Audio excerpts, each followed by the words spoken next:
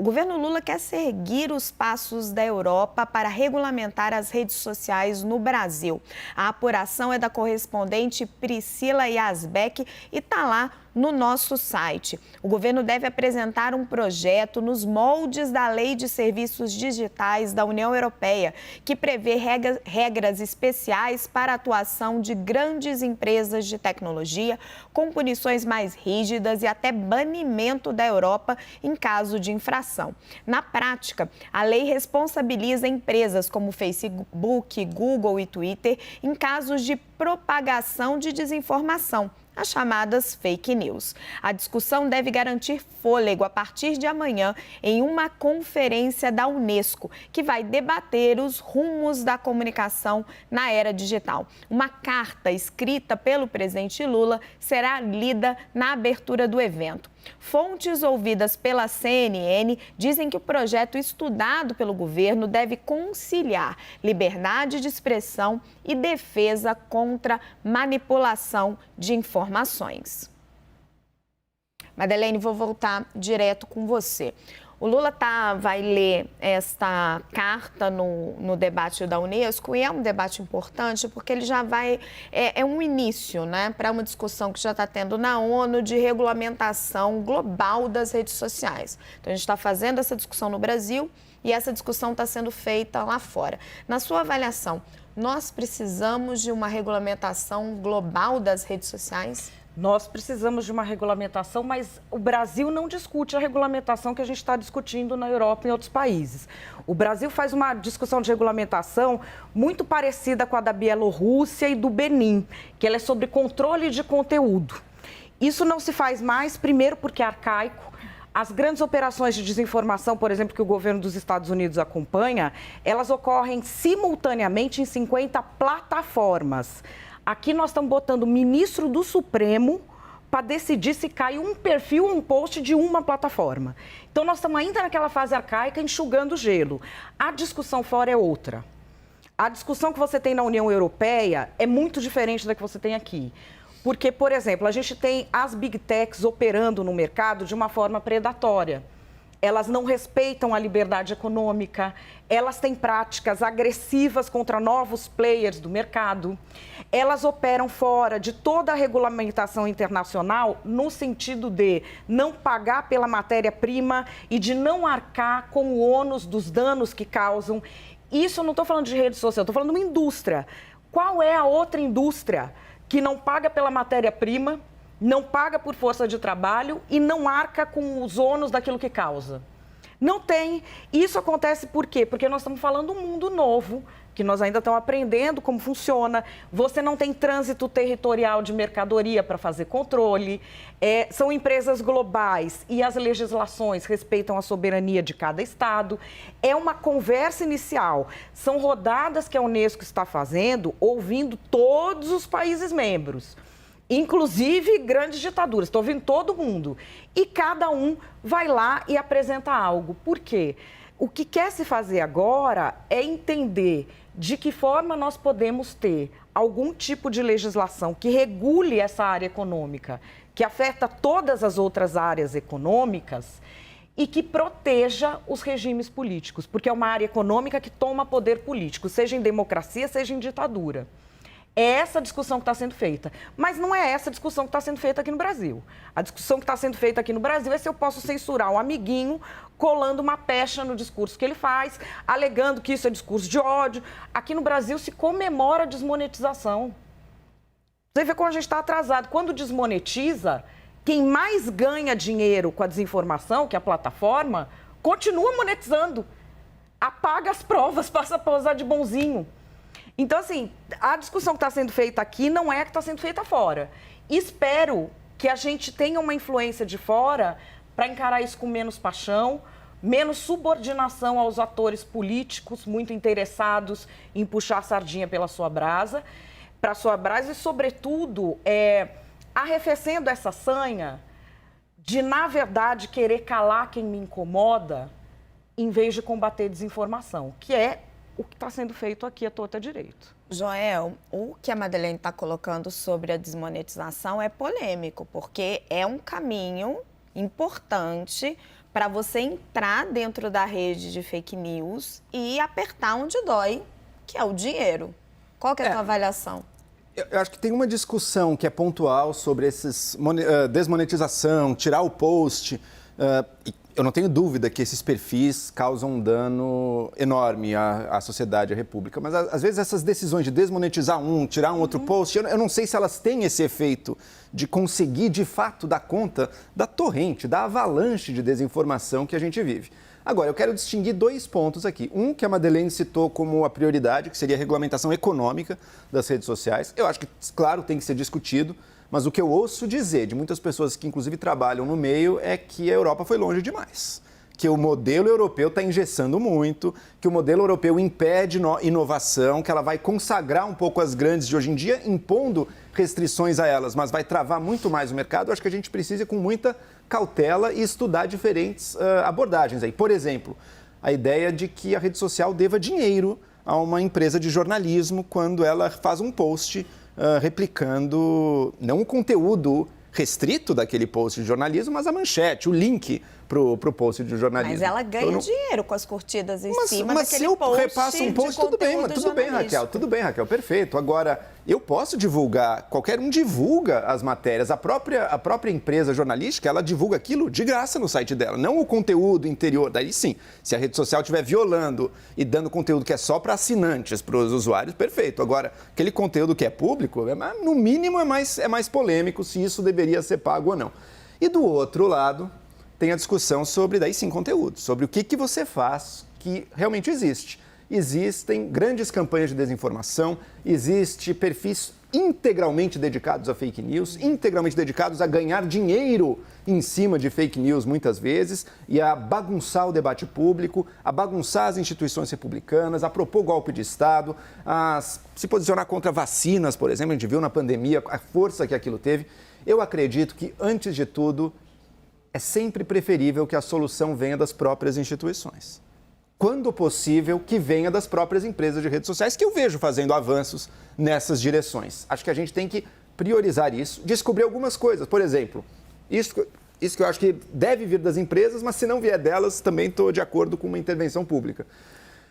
Comportamentos não autênticos. Eu preciso saber na rede social se eu estou interagindo com um ser humano que tem CPF, que tem identidade, ou se eu estou interagindo com dezenas de perfis espúrios criados por um operador. Tá? Não que eu nem acho que deva se proibir isso, mas no mínimo a gente deveria saber em que pontos são comportamentos orgânicos autênticos, que pontos são promoção de conteúdo e criação de perfis para criar barulho nas redes. Há algumas intervenções pontuais que eu acredito serem possíveis, mas, via de regra, eu acho que esse debate vai esbarrar muito nesses 2 pontos que a gente sempre tem que ter como cautela. Primeiro, o lado da inovação, que é a regulamentação econômica, e do outro, o lado da liberdade de expressão e de um debate público rico, vibrante, que tem espaço para o erro, inclusive, que a gente esbarra quando está falando da regulamentação do conteúdo.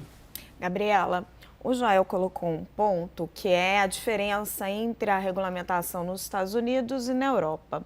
E a Unesco, ela tem esse lado mais europeu e o Lula, quando escolhe ler uma carta num evento europeu, está pendendo um pouco mais para esse lado europeu. A Europa tem uma experiência, infelizmente, com regimes totalitários e ela é realmente mais restritiva em relação a isso, em relação à defesa da democracia. Na sua avaliação, erra o Brasil a se aproximar mais de um modelo europeu mais restritivo ou acerta? Eu acho assim, o Brasil precisa se aproximar dos modelos que existem, tanto na Europa como nos Estados Unidos, e chegar num meio termo, em algo que se adapte para o modelo brasileiro, né? O que até concordo com a Madeleine, que a gente não pode é ficar com o que a gente tem hoje, que é nada. A gente nem nada de regulamentação. Então, precisa ter realmente esse diálogo aberto. Eu acho importante participar dessa rodada de conversa com a Unesco, até para absorver alguma coisa que sirva para o Brasil. A nossa legislação toda é assim.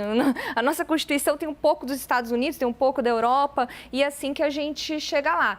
O que acontece hoje? Hoje, cada post que seja ofensivo, né, inclusive individual, conheço várias mulheres que estão, inclusive, na política, que são vítimas de haters na internet. A gente sabe que o caso da violência política contra as mulheres é muito grave no Brasil e elas têm que ficar entrando, pagando advogado para tirar post por post, hate por hate. Então é uma coisa que você não acaba nunca, fica realmente enxugando o gelo. Precisa regulamentar as redes sociais, precisa dar responsabilidade social para as empresas que lucram com as redes sociais e elas precisam saber quais são as regras e que as regras sejam muito claras, porque o que acontece hoje também, por exemplo, o Facebook. Em ano de eleição, né, a legislação vai apertando o Facebook. Olha, tem que derrubar na hora, quando tem o Facebook. Acabou a eleição, é uma burocracia para você derrubar um post no Facebook que é ofensivo às pessoas, né, aos direitos humanos, às pessoas, às minorias, enfim. Então, precisa ter uma regulamentação clara e até para a segurança das próprias empresas. A gente tem empresas de comunicação social, né, a gente tem, por exemplo, né, tem a TV, a gente está aqui na CNN, a gente tem responsabilidade na CNN. E por que esses canais de YouTube, né, esses streaming, não vão ter nenhuma responsabilidade? Não tem regulamentação também para atividade. Né? A gente está falando aqui só de Facebook, Twitter, tudo bem, mas a gente tem vários canais de YouTube, vários canais alternativos que têm tanta visibilidade, né? Não tanta como a CNN ou como as empresas de telecomunicação, as concessões públicas, mas que têm muita visibilidade e não tem regras. Por que isso só se aplica para a televisão aberta e não se aplica para esses canais fechados? Então a gente precisa pensar sobre isso. Excelente provocação, Hélio. Quer responder? Vamos lá, eu acho que já existe muita regulamentação. A gente tem o Marco Civil da Internet, que foi debatido por anos e que tem inúmeros dispositivos, mas para simplificar e trazer para o que a gente está falando, para você tirar um conteúdo, você precisa de uma ordem judicial. O que o Lula está querendo é o executivo ou alguém, um Ministério da Verdade, um burocrata, dizer o que é ódio, o que é desinformação, o que é teoria da conspiração, o que é falso. E é justamente esse o problema. Além do Marco Civil da Internet, você tem todo o Código Penal para auxiliar. Você tem calúnia, injúria, difamação, fraude. Tudo isso são punições que se podem impor a posteriori. O que o Lula quer é censura, que é a priori derrubar, calar pessoas, tirar perfil, não deixar a pessoa falar. Né? E quem decide isso? Não é uma ordem judicial mais, não é mais o Marco Civil da Internet e o nosso Código Penal. Agora vai ser algum sábio, alguém na AGU, lá naquele departamento de informação que foi criado, sei lá qual é o nome daquele troço lá, alguém lá que vai dizer, não, isso aqui não pode, vamos bloquear. E como o Glenn Greenwald, que é de esquerda, discordo dele em muita coisa, mas é muito bom no que tange a liberdade de expressão, ele escreveu no domingo na Folha de São Paulo, é o seguinte, uma arma dessa na mão de um político, você acha que você vai botar agora na mão do teu amiguinho, depois vem o outro, e ele vai calar a tua opinião. Então é por isso que a sociedade evoluiu no sentido de você não ter censura prévia, de não calar as pessoas, mas você responsabilizá-las pelos seus atos. A pessoa fala, se ela caluniou, injuriou, você vai atrás. Se teve uma fraude, você vai atrás. Se foi uma desinformação que causou dano, você vai atrás. Tudo isso a posteriori. O que está se falando aí pelo Lula, que estão querendo buscar, tem PLs no Congresso Nacional, não é isso. É censura. E isso é um perigo em qualquer sociedade. As sociedades que foram mencionadas aí pela Madeleine, além dessas, o Glenn menciona outros na coluna dele, Emirados Árabes, Arábia Saudita, Turquia, Singapura, são sociedades fechadas que passam esse tipo de lei. Então, é esse modelo que a gente quer? Eu acredito que não, porque entrar nisso é o primeiro passo do autoritarismo. A gente achando que vai resolver um problema, vamos limpar aqui, seria tão boa uma sociedade em que não houvesse desinformação, vamos determinar que alguém, um grupo ali de pessoas vai determinar qual é o discurso aceitável, o que é bacana. Isso é o princípio da ditadura. Regulamentação é censura, Joel? Nem sempre. Eu acho que eu e o Hélio estamos de acordo com uma coisa. Censura prévia, que seria o seguinte, antes do conteúdo ir ao ar, ele passar por um comitê para avaliar aquilo ali, isso aí é um absurdo, isso aí realmente não deve existir. A gente deve ter realmente responsabilização posterior. Publicou algo que fere, por exemplo, os direitos humanos, uma ofensa abertamente racista numa rede social. Bom, você será punido por isso E, digo mais, nesse sentido eu concordaria com uma regulamentação. Se a rede social não ver problema nisso e resolver deixar conteúdos racistas assim, à torto e à direito ali sem fazer nada, a própria rede social passa a ser responsável também por estar hospedando aquilo, sendo que ela teria a maior facilidade do mundo de tirar aquele conteúdo. A gente sabe que as redes tiram conteúdos quando interessa a ela. Se eu violo o copyright em 1 segundo ali num vídeo, na hora o negócio cai. Então, é facílimo para a empresa tirar conteúdos. Então, se ela permite um conteúdo que fira diretamente direitos humanos básicos, como esse continue, ela também entraria para ser responsabilizada. Esse eu não acho que é tão polêmico, eu acho que a maioria das pessoas vai concordar. Eu acho que existe um passo a mais, que é o seguinte: informações que são ao mesmo tempo falsas e que podem gerar danos desastrosos no curto prazo, eu acho que esse é um argumento válido, sim, para você tirar aquele tipo de conteúdo do ar. Por exemplo, fake news mentirosas anti-vacina durante a pandemia de Covid. Se você permite aquilo, você está permitindo que pessoas morram se você deixar aquilo correr solto. Ou então conteúdo de incitação de atos antidemocráticos no momento de eleição, ou de negar as urnas no momento de eleição. Isso aí, em tempo eleitoral, isso aí pode ter consequências. Agora, fora, por exemplo, se agora, neste ano, que não é um ano eleitoral, alguém começar a questionar a urna eletrônica, eu não vejo problema nenhum. Pelo contrário, acho que a pessoa tem que ter a liberdade para fazer isso. Porque é justamente no debate público que a cultura avança. Agora, o que não quer dizer que às vezes, por exemplo, esse é o exemplo clássico da liberdade de expressão, né? Você não pode gritar fogo num cinema lotado, num teatro lotado. Essa fala tem consequências. Então, se há as consequências próximas, isso é um bom argumento. Se não há, deixa a liberdade. Estou sentindo que tanto a Madeleine quanto a doutora Gabriela querem falar. Mas o Joel fez uma provocação aqui excelente, que eu vou jogar para a doutora Gabriela rapidinho, depois já volto para a Madeleine.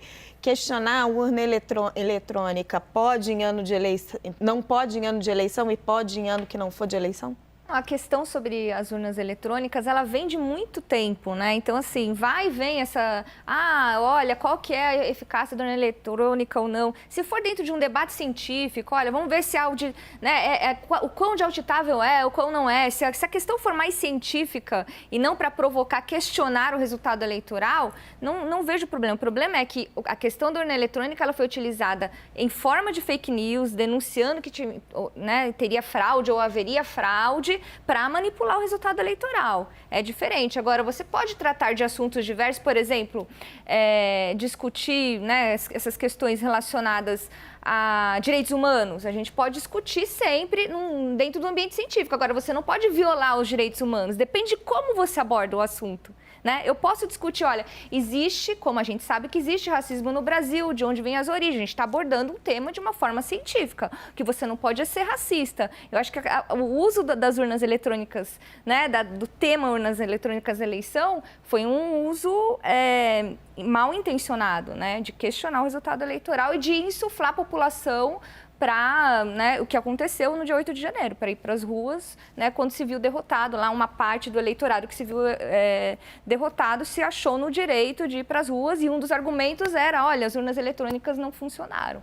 Né? E eu concordo muito com o Joel, boa parte do que o Joel falou eu concordo, eu não acho que a intenção do governo brasileiro, de ninguém quer fazer censura, a gente tem a Constituição muito firme, a gente não pode ter censura no Brasil, a gente passou por um período autoritário terrível, acho que todo mundo tem lembrança disso, eu era criança na época, mas fiz a faculdade, estudei com os resquícios, né, das pessoas com trauma da ditadura, que foram 21 anos de ditadura militar, então ninguém mais quer censura no Brasil. Agora, regulamentar as redes sociais e atribuir responsabilidade social para as empresas, como o Joel falou, concordo tudo que ele falou.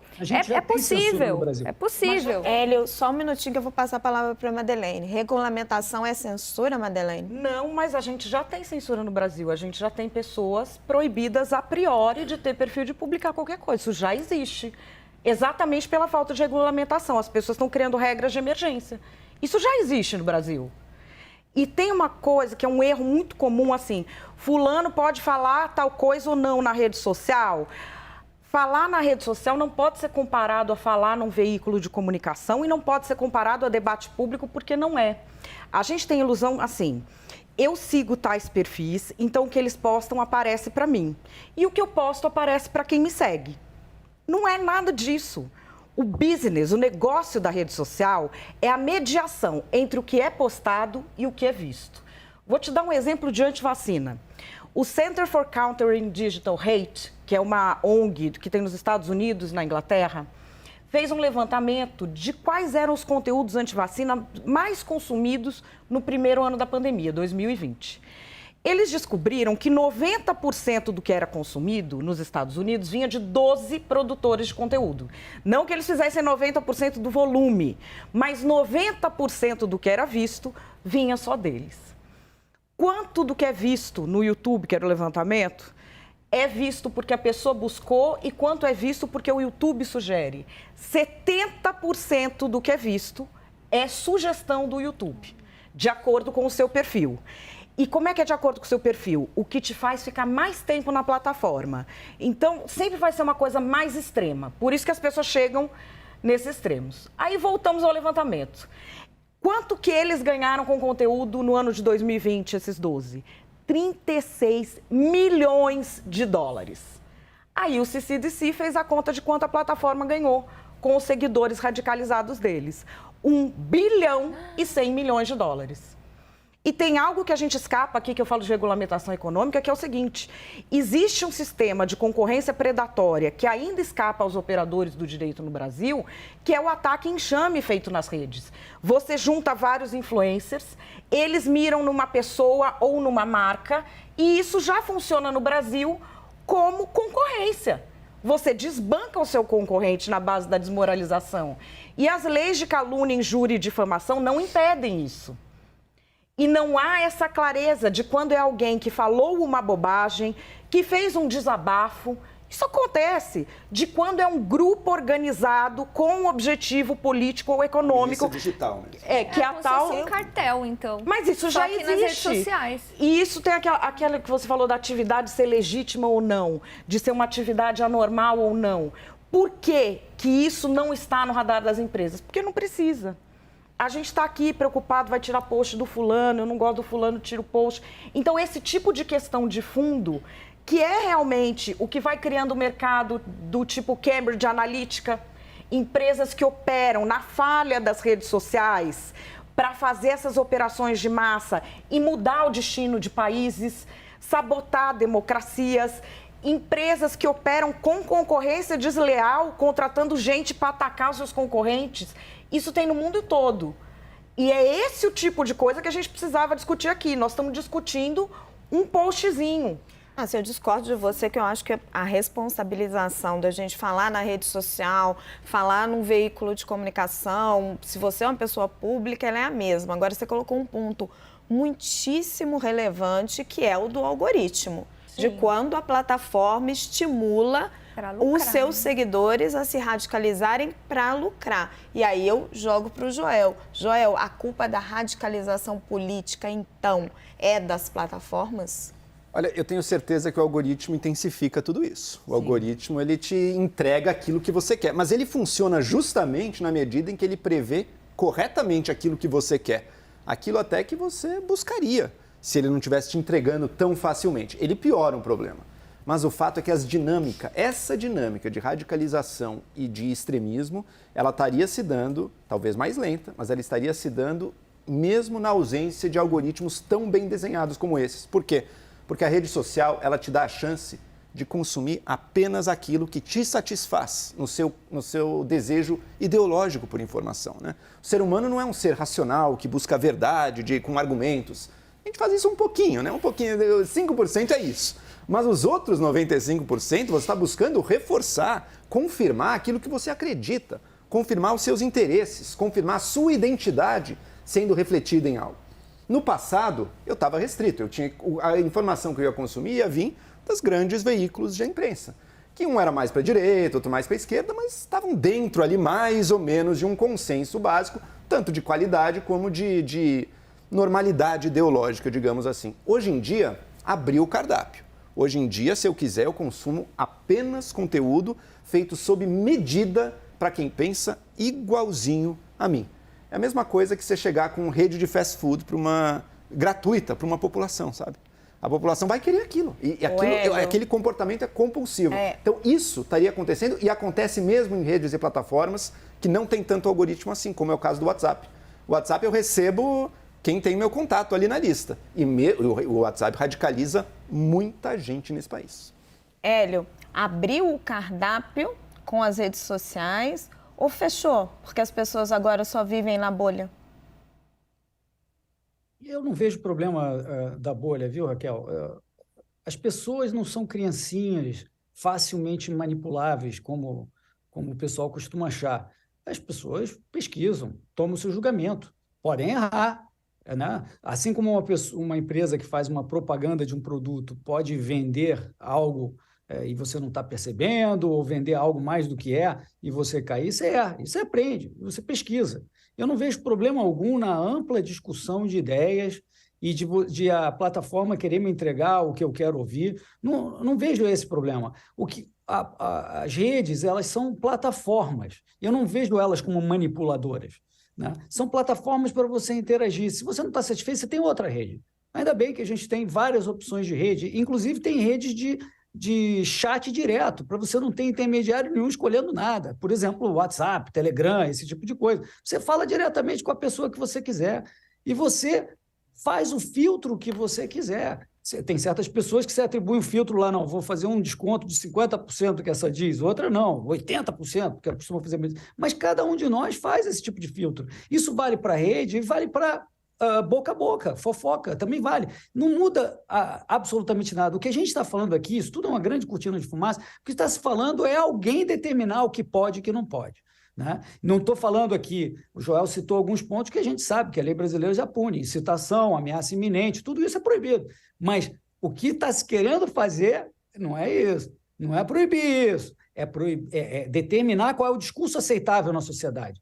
Alguém, um grupo, que vai dizer, não, isso aqui, claramente, isso aqui é desinformação, né? E depois, ou seja, no governo Lula, isso poderia virar Venezuela. Não, é democracia. Quem falar que não é democracia será censurado, né? Impeachment foi golpe. Quem falar diferente é censurado. Aí vem um governo diferente, volta o Bolsonaro, aí vai fazer o contrário. Vacina não funciona.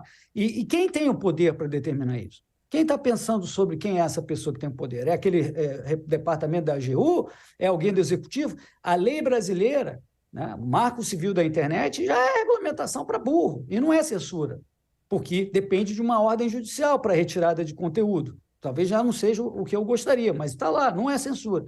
Agora, o que está se falando é censura. O que está se falando é regular o discurso aceitável na sociedade. Mas, Hélio, quando você diz que não tem nada de novo, há coisas novas aí. E veja, quando eu digo que a rede tem o seu papel nesse extremismo, isso não é um argumento para regulamentar necessariamente, não é essa a solução. Mas a rede está mudando muitas coisas na sociedade. Olha a força da campanha anti-vacina que a gente viu ao longo da pandemia. Olha a força do negacionismo. Olha a força de um discurso e de um processo de fanatização que levou milhares de pessoas num estado quase alucinado de extremismo ideológico a invadirem prédios públicos achando que ia vir um golpe de Estado. Então, coisas que antes estavam restritas a pequenas seitas religiosas, hoje em dia chega a milhões de pessoas de uma vez. De novo, não necessariamente a solução para isso é essa regulamentação, ou é o Supremo, ou é o Judiciário, ou qualquer coisa assim. Mas que as redes trazem uma realidade nova para a comunicação. Qual é a realidade nova? É a comunicação não filtrada por esses intermediários. A rede ela é um intermediário, mas ela também tirou a força enorme dos intermediários tradicionais e deu muito mais força para cada um de nós. Isso cria, sim, uma situação nova que eu acredito, mais do que regulamentação, dependerá, posso estar sendo ingênuo, de um aprendizado das pessoas. De um aumento da responsabilidade e, eu diria, usando um termo mais antigo, da virtude das pessoas em lidar com essa democratização. Mas ela impõe novos desafios, sim. Virtude, hein, Joel? Coisa complicada. A doutora Gabriela está me pedindo a palavra. Eu estava falando para a Raquel, deixa eu comentar. E eu acho que era exatamente isso, e você chegou lá. É que falta educação política, né? O Hélio, ele partiu de um pressuposto de que as pessoas têm condições de filtrar o que elas recebem. Mas a gente tem que pensar que a maioria das pessoas não tem esse filtro, né? Eu lembro muito da minha avó, né? E eu acho que, assim, para mim é um parâmetro, assim, porque ela faleceu já, mas ela tinha mania de falar, tudo ela vinha falar, mas deu na televisão. Quando ela não conseguia ganhar um argumento, ela falava, mas deu na televisão. E hoje as pessoas falam, não, deu na internet, elas recebem no WhatsApp. E elas acreditam, porque tá lá no WhatsApp, porque tem uma figurinha, porque tem uma foto, tem um meme, e elas acreditam que aquilo é real. Então, assim, é preciso que as pessoas tenham educação política, que elas tenham formação para que elas possam filtrar essas informações que vêm de forma descontrolada no celular delas, na casa delas. Então, o problema é muito mais de fundo, nós somos sonhadores juntos também, e acho que não vai se resolver tão rápido, senão talvez a regulamentação filtre um pouco mais isso, até que as pessoas tenham condições de filtrar por si mesmas, como o Hélio mas bem esperar levantou. isso eu também não acredito, não, Madeleine, eu acho que as pessoas passam coisa adiante. Ingênuas. Não, as pessoas sabem que é mentira e passam adiante. Você não acha que sabem, não. Acho que ela acredita, é porque ela é levada. Não. Ela é levada pelo afã do momento. Da rede social. Olha, gente, tem de tudo. Tem gente que sabe que é mentira e tem o tiozinho que é enganado. A diferença da rede social para o ambiente de mediação social é que a rede social é a única experiência humana em que você pode ficar em comportamento de manada 24 horas por dia, que é o comportamento em que ninguém pensa. O importante para as pessoas radicalizadas não é o tema, é o grupo. O grupo é o importante. Um dos teóricos extremistas mais importantes dos Estados Unidos, está fugido, aliás, agora, o Andrew Anglin, ele escreveu um manual de radicalização na internet, atualizando o capítulo 6 do Mein Kampf para a era digital. Este homem era quem? Um militante antirracista vegano que virou um neonazista trampista. O que é importante para pessoas como ele, que são muitas? É você ter um grupo que te propicie realizar as perversidades que você tem vontade, tendo uma justificativa moral. Essas pessoas chegaram na política porque pela internet você consegue, você aprende qual é o discurso e você repete e fica perseguindo pessoas dizendo que é por causa daquele discurso. No grupo político, as pessoas não percebem isso, porque num grupo político, a política e a ideologia são tão importantes que aquele grupo não cogita falar assim, não, fulano não vai mudar de discurso só para poder maltratar outras pessoas. Ele vai para poder maltratar e para ter um grupo do qual ele faz parte. Muitas das coisas que as pessoas passam adiante, elas sabem que é mentira, inclusive pessoas boas. Mas é que alguém que é importante para ela ser importante no grupo, passou. Então ela quer agradar aquela pessoa. Ela passa adiante, ela não se compromete. É algo quase adolescente. Mas ela é acredita. algo normal. Não acredita. A As mente dela pesquisas segue mostram o que não interesse. acredita. Mas não são todos maus, assim, manipuladores. Muita gente recebe aquilo e eu acho que no Brasil tem isso, assim. Muitas pessoas recebem a informação e não conseguem filtrar. Tem os manipuladores por trás. Tem o não conseguir apurar também, porque você tem de graça no seu celular o uso das redes sociais. Hoje, a maioria tem plano pré-pago. Então, você tem de graça o uso da rede social e você vê a manchete. Só que ela não tem plano de dados para acessar a notícia. Então, ela nem tem... paga a assinatura do jornal. Não, então, esse comércio de título virou, inclusive, mote de influencer. Quanto influencer que tem que vive de pegar as colunas da gente, dá um print e faz um comentário sobre uma coisa que não tem nada a ver com a coluna para ganhar seguidor montado na carreira que você demorou décadas construindo? É o mercado. Hélio, você quer falar rapidinho que eu preciso chamar o mercado? Eu acho que você deve estar com saudade da bancada hoje. Tô sim. Não, olha só. As redes sociais não mudam tanto quanto se imagina. Antes a gente tinha e-mail, a gente tinha telefone. Por exemplo, nos Estados Unidos, na época da Revolução, teve um panfleto, o Common Sense do Thomas Paine, que vendeu em número de unidades, era coisa como assim, 1/4 do tamanho da população. Imagina uma coisa dessa.